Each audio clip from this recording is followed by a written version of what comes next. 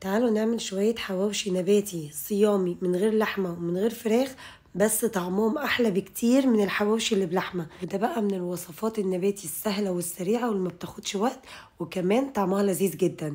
كمان عملت معاها سلطة طحينة وعملت معاها خيار مخلل بيتي، كله بيتي بس الطعم رهيب، أحلى كمان من المطاعم.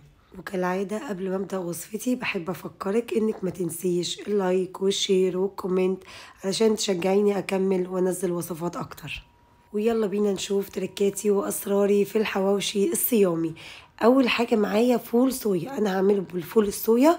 تقدري تعمليه بالمشروم، بس بالفول الصويا هو اقرب نتيجة لطعم اللحمة. اول حاجه عندي كوبايتين من الفول الصويا، غسلته تحت الميه عادي جدا. وبعد ما غسلته تحت الميه بجيب مكعب مرقه خضار وبفركها عليه، وبنزل بكوبايتين ميه مغليه، وبقلب الكلام ده كله في بعضه وبسيبه منقوع. مفيش 10 دقايق بيكون فول الصويا خد من طعم مكعب مرقة الخضار اللي انا حطيته. وقبل ما استخدمه بمسكه اعصره كده واطلع منه اي سوائل زيادة، او تحطيه في مصفى وتعصريه عشان تتخلصي من اي سوائل. وبعد كده عندي بقى المكونات اللي انا محتاجاها في الحواوشي: 3 بصلات متقطعين مكعبات زي ما انتوا شايفين، 3 بصلات. عندي 2 فلفل رومي و2 فلفل حامي، وكمان 4 فصوص توم، وكل الخضار عندي متقطع شرايح او حلقات. وعندي طماطمايه كبيره بس تكون ناشفه ما فيهاش اي سوائل، بقطعها كمان مكعبات. وكمان بشر جزرايه واحده بس. وهي دي كل المكونات اللي انا محتاجاها في الحواوشي. بعد كده على النار هجيب حله احط فيها شويه زيت كده كويسين. بعد كده احط البصل، طبعا البصل عندي كتير فعشان كده زودت له شويه زيت اكتر شويه. ضروري البصل عندي يكون اتحمر، يعني لونه ذهبي غامق سنه. وبعد كده بعد ما بحمره بالشكل ده بنزل بفصوص الثوم اللي عندي. اول ما اقلبها وابدا اشم ريحتها بنزل بباقي المكونات، يعني ما بخليش الثوم ياخد لون خالص. بعد كده هنزل بمكعبات الفلفل الرومي واديها برضو تشويحة. وبعد كده بنزل بالجزر وببدأ اقلب الخضار بتاعي، بس كل خضار بحطه بديله فرصة كده ان هو ياخد شوية تحمير وياخد الخضار من طعم بعضه. ببدأ اقلبه بالشكل ده. واخر حاجة بنزل بالفول الصويا. خلي بالكم فول الصويا بكون عصراه ومنشفاه كويس قوي بايديا قبل ما بضيفه على المكونات. شايفين مفهوش اي ميه.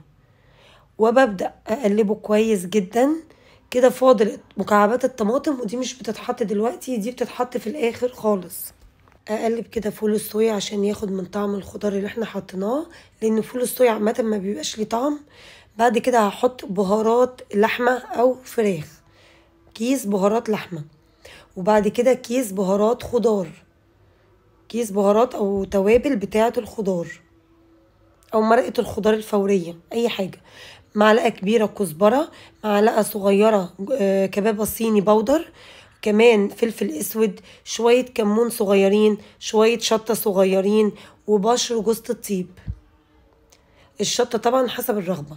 واخر حاجه بظبط الملح بتاعي، بحط معلقتين صغيرين ملح.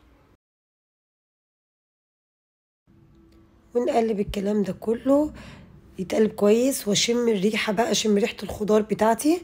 وبعد كده بنزل بمكعبات الطماطم وبديها تقليبه وبطفي عليها عشان مش عايزه الطماطم تدبل او تنزل اي ميه.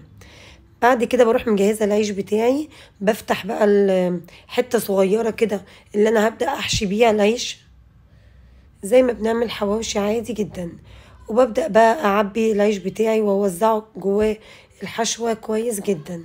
في الوقت ده انا بكون مشغله فرن البوتاجاز عندي شغال من تحت على اعلى درجه حراره، وكمان بشغل شوايه عشان انا محتاجه ان العيش يتحمر وياخد طعم كريسبي، لان الحشوه مستويه اصلا. هجيب بقى الصينيه بتاعتي، انا بدهنها شويه سمنه نباتي مع زيت. خلاص بزود الماده الدهنيه شويه في الحواوشي.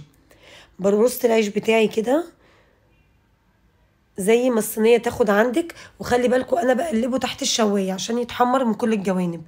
عندي الطبق ده فيه معلقه كبيره سمنه نباتي مع شويه زيت، وببدا اوزعه كده على العيش ودخليه الفرن. بشغل فرن وبشغل شوايه وبدخله الفرن يتحمر. بعد ما بيتحمر بطلعه وارصه فوق بعضه بالشكل ده علشان ايه؟ يطرى العيش شويه ما يبقاش ناشف. عايزاكم بقى تجربوا الوصفة وتقولوا لي رأيكم فيها، لان بجد طعمها حلو جدا وطعمها خفيف مش تقيلة. وتاني حاجة واخدة من طعم حواوشي اللحمة كتير جدا. جربي الوصفة واكتبي لي رأيك، وما تنسيش اللايك والشير والكومنت. باي.